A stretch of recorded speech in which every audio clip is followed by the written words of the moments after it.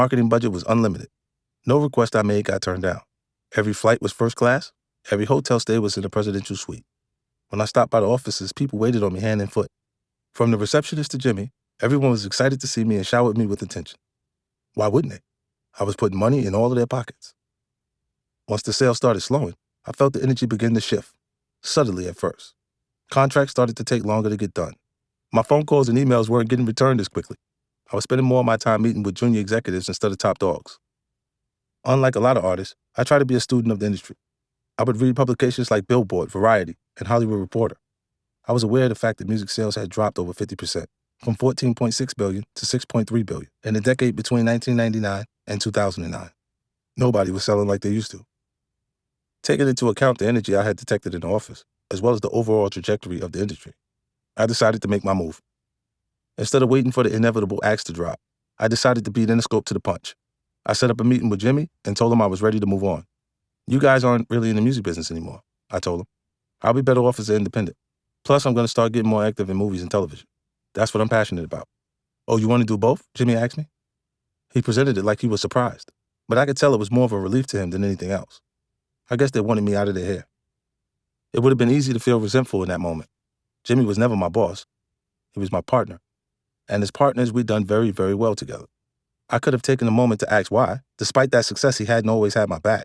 Why he hadn't done more to support my last few records, even as he sunk lots of money into clearly inferior projects, like Puffy's Last Train to Paris. Actually, I do know why. I'll save that for the next book.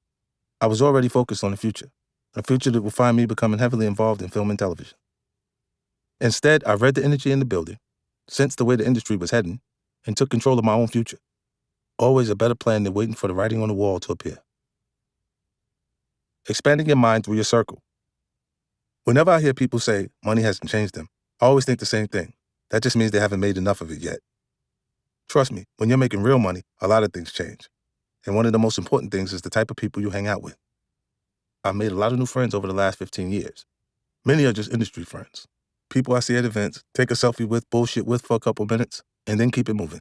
But there are a smaller number of people who have really had a beneficial impact on my life. Friends that have dramatically changed how I see the world, through sharing their experiences, insights, and philosophies. One of my favorite new friends is Robert Greene, the co-author of my book, The 50th Law. Robert is definitely not the type of person who would have been in my previous circles. He's a middle-aged white guy, and there's nothing street about him at all. He's a real history buff, someone who's happiest when he's reading and studying. I didn't know anyone like that prior to my relationship with Robert.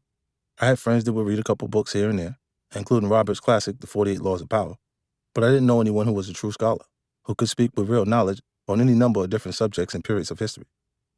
Before becoming friends with Robert, I'd never been too interested in subjects I thought didn't directly involve me.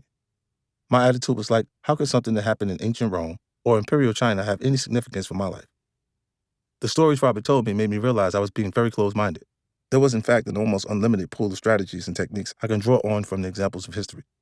Robert explained to me that when you read about a Napoleon or a Bismarck, you couldn't just think of them as old white guys in dusty history books, but geniuses who understood how to match strategy to their circumstances. And this is what maintaining power is really about. Of course, our relationship is a two-way street. I educated Robert about my experience and helped draw him out of his books a little bit. By rolling with me, he got to see someone putting some of the strategies he studied into practice in real time. I think that was exciting for him. One time he even told me, you know, in America, you and I aren't supposed to be friends. People want there to be walls between us because we supposedly come from different worlds. History and hip-hop aren't supposed to meet. Why not? We've both got a lot to learn from each other. Our friendship is a way to break down those walls.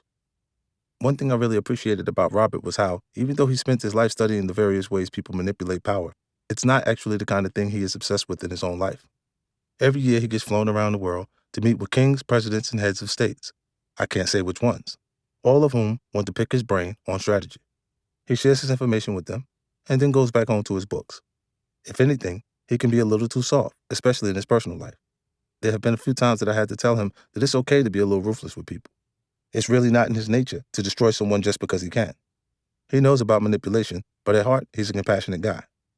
That's a good person for me to be friends with, because some of that energy rubs off on me. It helps me be more sympathetic in certain situations. Another person I formed an unlikely friendship with is Deepak Chopra, the best-selling author and wellness expert. If Robert Greene is something like my teacher when it comes to history, Deepak is my spiritual teacher. One of the most valuable things he taught me is the importance of getting my head into a more conscious and relaxed space. That's always been tough for me. I'm someone who's constantly thinking and strategizing.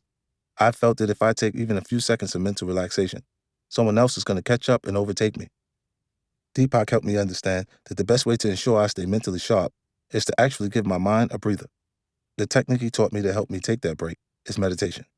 He explained that there are a lot of different types of meditation you can practice, but the one he recommended is a mantra-based technique. If you've never tried it, a mantra is a phrase or word that you